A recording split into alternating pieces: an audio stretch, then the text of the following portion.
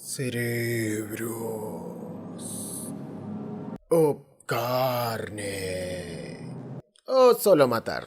Varía dependiendo de la versión. Hola, así es, estoy haciendo un video de zombies en 2021. Es que me gusta ir con las tendencias. Los zombies han de ser uno de los recursos más utilizados del cine, no solo como elementos, sino también como foco de atracción de películas que salieron o salen actualmente.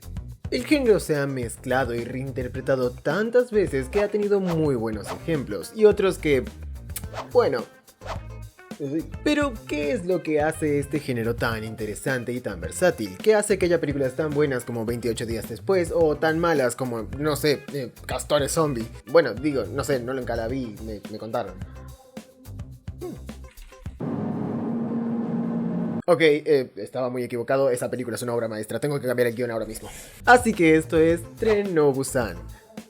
¿Por qué es la mejor película de zombies?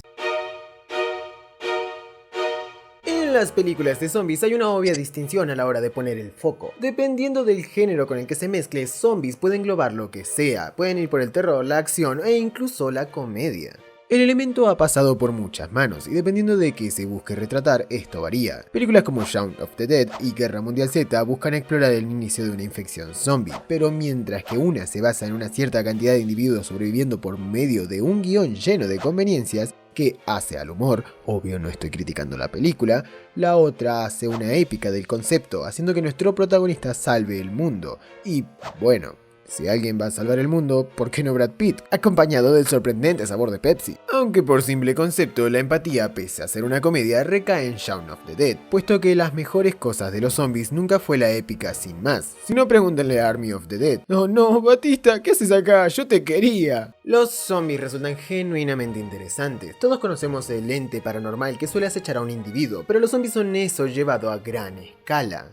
Me resultan más interesantes las películas que exploran esto, no necesariamente desde el terror, sino bajo la idea de que no hay un lugar seguro. Y ya desde eso nacen ideas tan curiosas como un tipo distinto de apocalipsis, que nos ha traído grandes historias que nos hacen pensar en la moral y lo frágil que es cuando se nos orilla a las peores instancias.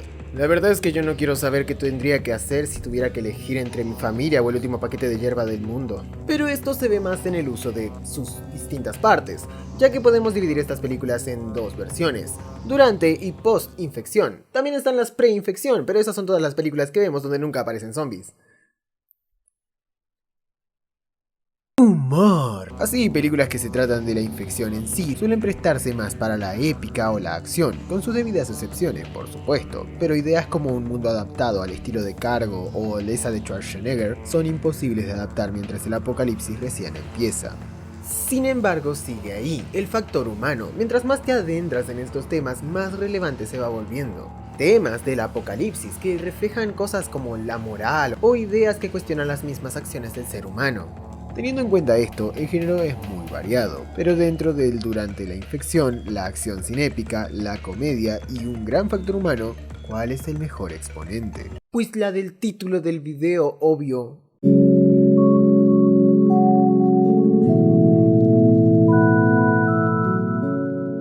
La película no es perfecta. Volviéndola a ver, noté errores que por partes son superficiales y por partes son verdaderamente relevantes. Superficialmente el montaje no es perfecto. Muchas escenas que por contexto comprendemos podrían ser mejor trabajadas. El principal ejemplo es la escena del inicio de la invasión, con la embarazada, que por contexto y diálogos entendemos que se cierra la puerta, pero no está del todo bien montado. ¿En qué momento me volví tan crítico, mamón? ¿Será que ya no puedo disfrutar el cine? Lo otro sería un par de tramas que cierran de manera arbitraria. A la hora de mostrar emociones o construcción en el arco principal, la película se esfuerza de sobremanera, pero con algunas subtramas esto no se nota tanto.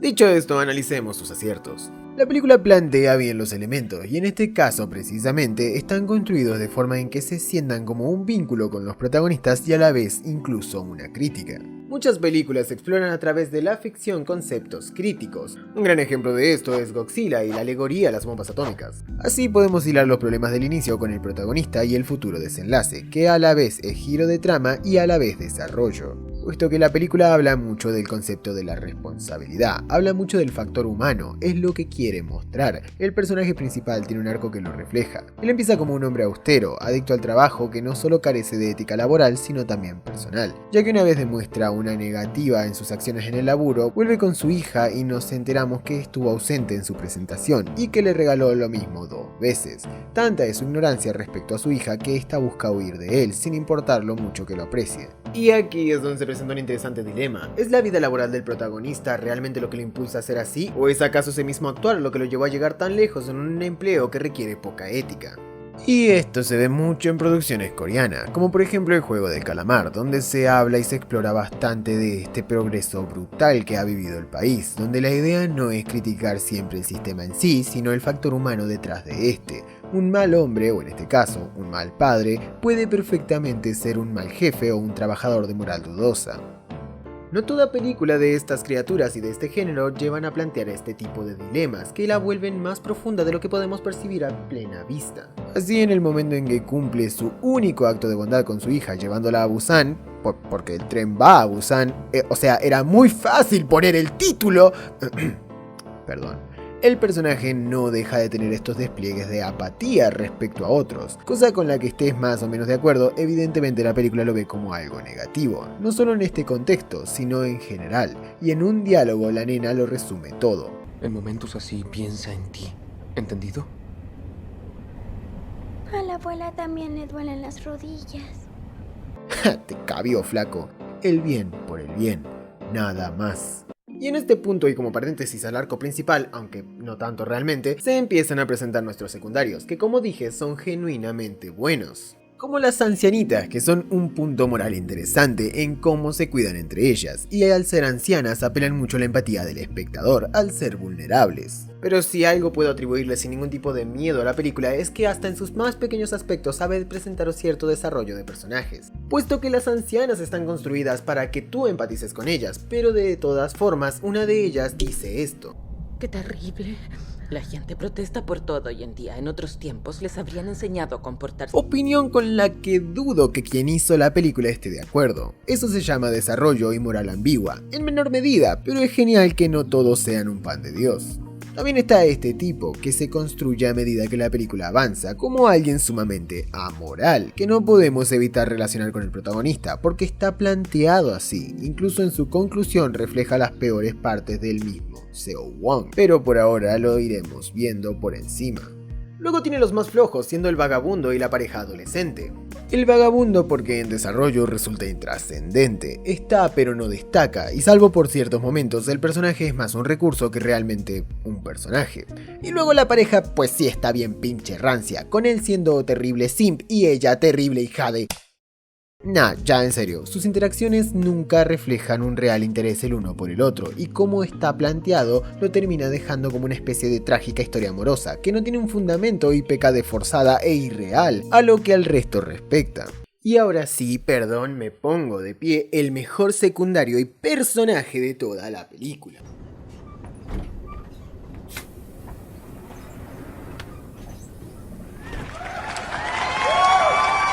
Sangwa, que en síntesis es una antítesis del personaje principal, alguien terriblemente centrado en su familia que vela por su seguridad hasta en las menores instancias. Y no solo eso, sino que pese a sus obvias prioridades, vela por un bien común y que resulta altruista.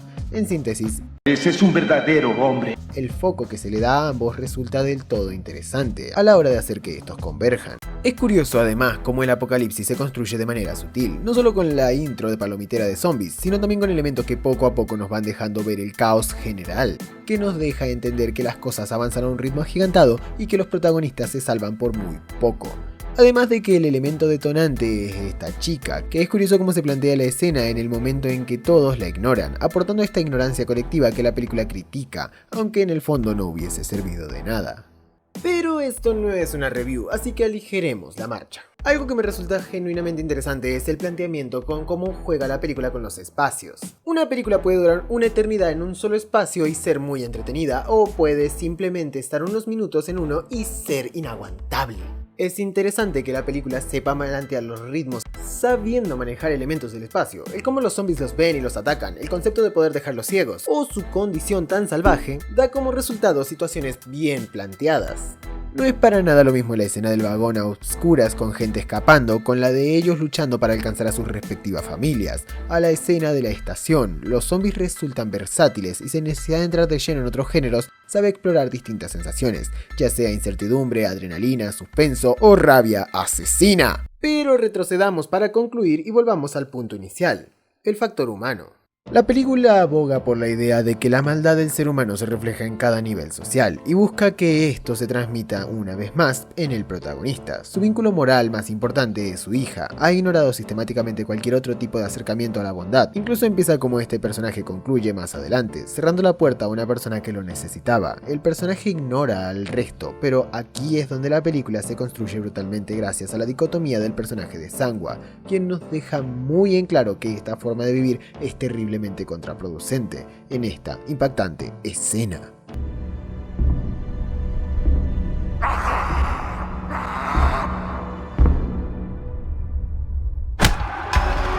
Ese es un verdadero hombre. Es muy básico, si Sangwa fuese como el protagonista, la niña ya estaría muerta. Esta apatía para con los demás solo lleva al caos. En el momento en que alguien solo vela por sí mismo, termina generando situaciones oscuras. Esto es lo que hace reflexionar al protagonista, que poco a poco se da cuenta que está más que dispuesto a arriesgarse por otros quienes lo estaban por él.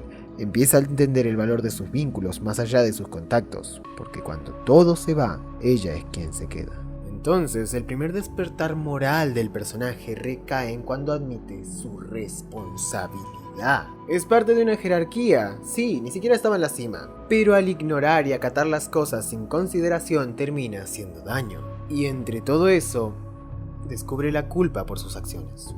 Pero como dije, esta no es una épica, es una película sobre la crueldad en una situación tan límite que explora la moral y lejos de ir a lo más típico, la película construye una serie de sucesos crueles que muestran que la moral tampoco puede salvarlos, y a veces, también aquellos que se sacrifican, perecen. Desde ese día nada ha sido igual. Nada. Así consagrando el personaje protagonista, quien se ve expuesto a alguien que pese a tenerle rechazo había confiado en él y en su humanidad, en la persona que podía ser, incluso viéndolo como si fuera mejor. Dentro de 3 kilómetros. Apuesto a que nunca tienes tiempo para jugar con tu hijo. Cuando sea mayor lo entenderá. Los padres siempre sacamos la peor parte de todo esto, pero son los sacrificios que uno tiene que hacer por sus hijos, ¿no? Es casi como si el personaje lo justificara por su propio miedo a ser padre, por el tipo de padre que va a ser. Todos cometemos errores, pero la amas, ¿verdad? Y luego se ve reflejado en quien hubiera sido de no entender, en el tipo de persona que lo condenaría en base a sus mismos valores. Se ve en quien no quiere ser. Y tras la trágica idea crítica de quién merece o no morir, esto es obscuro, no diré más, todo termina con apenas 4 de los 9 pseudo protagonistas. Para llegar aquí, una escena bastante buena en muchos sentidos. Primero esto. Llévame a casa, por favor. Por favor. Mi mamá me espera. No soy para nada partidario de justificar las malas acciones de un personaje por su trágico desenlace, pero este personaje bien podría haberse simplemente convertido en un zombie y que nos hiciera pensar ni muerto se deja de romper las bolas. Pero van más allá. Dejando de lado la idea del tiempo o la exactitud del virus, la película nos pone a este tipo como alguien a medio convertir y nos muestra su humanidad, su miedo, su añoranza, su desarrollo. Como ya habíamos visto antes con las ancianas, esto no justifica lo que hizo, pero quién es bueno y quién es malo en una situación así. El miedo nos lleva a hacer cosas horribles, incluso a aquellos que solo querían ver a su madre. Y luego está el desenlace. ¡Papá! ¡No me dejes sola!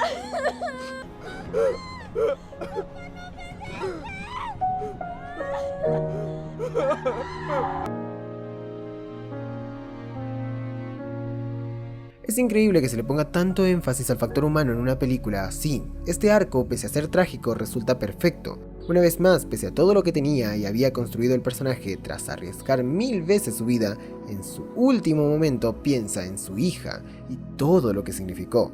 Es injusto y realmente cruel, al punto en que nos deja con una angustia palpable. Y para meter más el dedo en la llaga, la nena se salva cantando la canción que había elegido para su padre, a quien ella siempre amó, pero que le hacía daño. Así cerrando bastante bien la película y demostrando que el factor humano siempre mejora este interesante género. Eso fue todo por hoy, espero te haya gustado. Si así fue, déjame tu like, comenta, compartí, sígueme en Instagram y todas esas cosas, o si no te muerdo. Y nos vemos en la próxima. ¿O no? ¡Oh! ¡Un zombie! No, señor, es un disfraz.